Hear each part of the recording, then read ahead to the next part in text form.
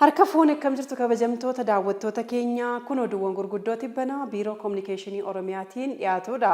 Oduuwwan keenya gurguddoo tibbanaa dhimmoota hawaasummaa, dinagdee fi siyaasaa kan biyyaaf kan naannoo qabannee dhiyaanneerra oduu waliin Angaaddisee Taanaatiin waliin tura. Mootummaan Itoophiyaa mootummaa rakkoon hin gufanne furmaataan kan ce'uudha jedhanii Ministeerri Muummee Itoophiyaa Dr. Abiy Ahmed sirna beekamtii kennuu kaffaltoota gibiraa amanamoo ta'an torbaffaan geggeeffameera. Ministeerri Muummee Federaalaa Dr. Abiy Ahmed saganticha irratti argamuun ergaa dabarsaniin deeggarsaa fi liqii tokko malee maallaqa keessaniin Itoophiyaan ijaaramaa jirti jedhaniiru. Dhaabbileen dhuunfaa bu'aa dhuunfaa isaanii caalaa dhimmoota hawaasummaaf of qopheessuu akka qaban dubbataniiru. Faayidaa biyyaa fi dhalootaaf dursa kennuun hojjechuun barbaachisaa ta'uu himanii yeroo rakkoo fi gammachuu cichoominaan waloon dhaabbachuun murteessaa ta'uu dubbataniiru. Mootummaan Itoophiyaa mootummaa rakkoon hin gufanne rakkoo kamiifiyyuu furmaata kennuun kan ce'uudha jechuun ibsaniiru. Bara Itoophiyaan bayyaannachuu eegalte waan ta'eef hojiin hojjetamu kamuu daangaa Itoophiyaa keessatti qofa daanga'uu akka hin qabne hubachiisaniiru. Itoophiyaa keessatti qofa osoo hin taane biyyoota Afrikaa biroo keessattis oomishuun eegaluun murteessaa ta'uu ibsaniiru. Qormaatilee mudatan kamuu gara carraatti jijjiiruun Itoophiyaa ijaaruuf cichoominaan hojjechuun barbaachisaa akka ta'u Ministeerri Muummee Dr. Abiy Ahmed kan ibsan torban kana keessa. Misoomni kooriidarii gandoota baadiyyaa qaama mul'ata jireenya baadiyyaa guddisuu ta'uudhaan babal'atanii kan hojjetaman ta'uu Ministeerri Muummee Dr. Abiy Ahmed ibsaniiru. Ministeerri Muummee Dr. Abiy Ahmed ergaa karaa fuula miidiyaa hawaasummaa isaaniin qoodaniin sagantaa tola ooltummaa gannaatiin godinoota Alaabaa fi Kambaataatti gandoota moodela baadiyyaa ijaaraman dabarsanii kennineerra jedhaniiru. Godinoonni kunneen jireenya qonnaa fi horsiisee bultootaa fooyyessuu fi tattaaffiin godhamuu fi jalqabbiin abdii namatti toluu ta'us ibsaniiru. Fedhii Itoophiyaan ulaa galaanaa argachuu fi qabdu karaa gaariin hubachuun barbaachisaadha jedhanii mana marii bakka bu'oota uummataatti miseensi koree dhaabbii dhimmoota hariiroo alaa fi nageenya Ambaasaadder Diinaa Muftiin.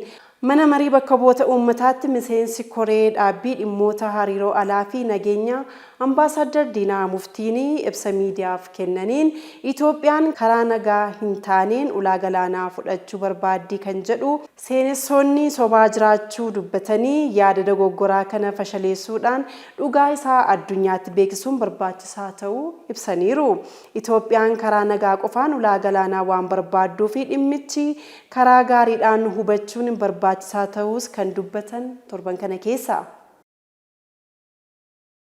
Warshaan sukkaara fincaa'aa hojii idilee isaatiin cinaatti hojii inisheetivii qonnaa garaagaraa irratti hirmaachuun dinagdee warshaa fi uummataa utubaa jira jedhanii pirezidaantii itti aanaa mootummaa naannoo Oromiyaa obbo Awwaluu Abdii dabalata oduu kana Biraanuu Tarrafaa akka taanutti qindeesseera.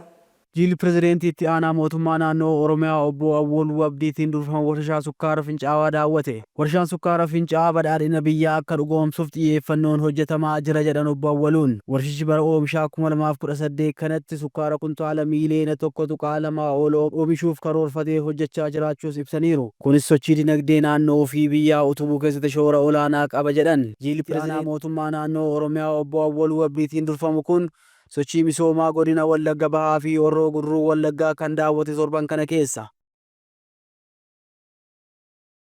Bulchiinsaa fi itti fayyadama lafaa ammayyeessuun kenna tajaajila lafaa si'eessuun hojjetamaa jiraachuun ibsame.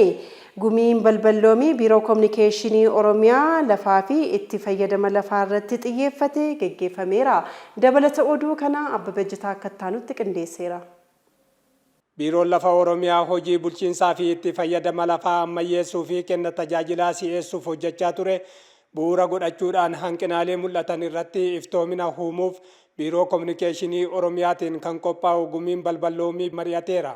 Daarektarri tajaajila seeraa biiroo lafa Oromiyaa obbo Tufaa Laggasaa dirqamaa fi mirga abbaa qabiyyee lafaa bulchiinsaa fi itti fayyadama lafaa irratti qabu hubannoo gahaa kennuu himanii akkaataa barbaadameen hojiirra oolchuu irratti hanqinni jiraachuu dubbataniiru. Hooggantuu itti aantuun biiroo lafaa fi hooggantuun damee karoora itti fayyadama lafaa biiroo lafa Oromiyaa Aadde Bilisee Irkoo haal seerummaa lafaa to'achuuf teekinooloojiin deeggaruun kan hojjetamu ta'uu himaniiru.